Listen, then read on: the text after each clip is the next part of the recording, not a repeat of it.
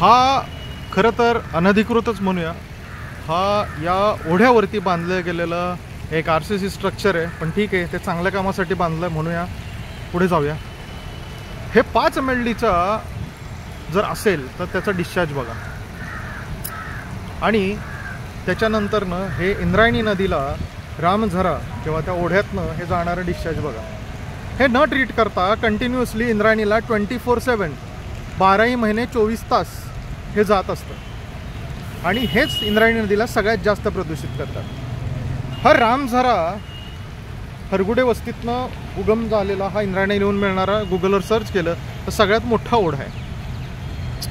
ह्याची जर पार्श्वभूमी बघितली तर संत तुकाराम महाराज या ओढ्याचंच पाणी किंवा ह्याच झऱ्याचं पाणी पिऊन देहू ते आळंदी प्रवास करायचं असं सांगितलं जातं. अशा पवित्र ओढ्याची आज अवस्था बघा काय. आषाढी वारी येऊ घातली आहे, लाखो भाविक हे अलंकापुरीत दाखल होणारे देहूला येतील, आळंदीला येतील, आणि खूप आनंदाने भक्तिभावाने ते इंद्रायणी नदीमध्ये स्नानाला उतरतील. पण ते स्नानाचं पाणी हे मैला मिश्रित आहे, पिंपरी चिंचवडच्या विष्ठेचं आहे. भक्तिभावाने आलेलं ह्या वारकऱ्याला आमचे पालिका आयुक्त, आमचे जिल्हाधिकारी, आमचे पर्यावरणप्रेमी, आमचे NGOचे प्रतिनिधी, हे तुम्हाला पाप वाटत नाही आहे का? तुमचे इव्हेंट्स, तुमचे प्रकल्प, तुमचे ठेके काहीतरी जनाची नाही मनाची राहू द्या. आपण डिसेंबर आणि त्याच्या आधीपासनं गेल्या ऑगस्ट, हे आता ऑगस्ट 1 वर्ष होतं आपण याच्यासाठी लढतोय, पण आमचेच पर्यावरणप्रेमी जीवी, पालिका जीवी हे ह्या विरुद्ध आवाज उठवणाऱ्यांच्याच विरोधात उठले.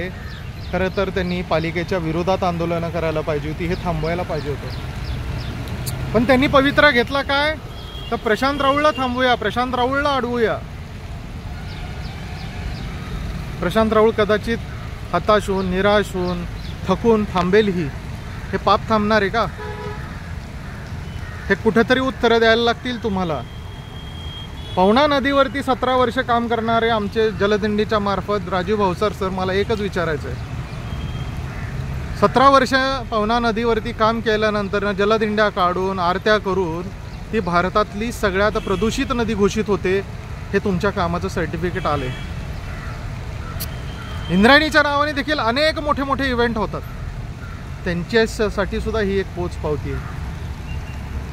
पिंपरी चिंचवड पालिकेचे आयुक्त त्यांना देखील सांगायचं आहे, ज्या वॉटर प्लसमध्ये तुम्ही अवॉर्ड घेऊन आलात त्या वॉटर प्लसचं जर डेफिनेशन पिंपरी चिंचवडकरांना कळाली आणि हे जर चित्र समोरचं बघितलं तर काय होईल. तुम्ही खूप शिकलेले, सवरलेले, हुशार माणसं, पण तुमची हुशारी ही पर्यावरणाच्या संवर्धनासाठी खर्च व्हावी, हीच विठुराया चरणी प्रार्थना.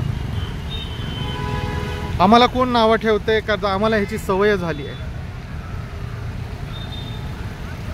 जेव्हा समाजाकडनं दूष न देणं किंवा समाजाकडनं अवहेलना, ह्याला संत तुकाराम महाराज आणि ज्ञानेश्वर माऊली देखील चुकले नाही. आम्ही तर एक सर्वसामान्य नागरिक.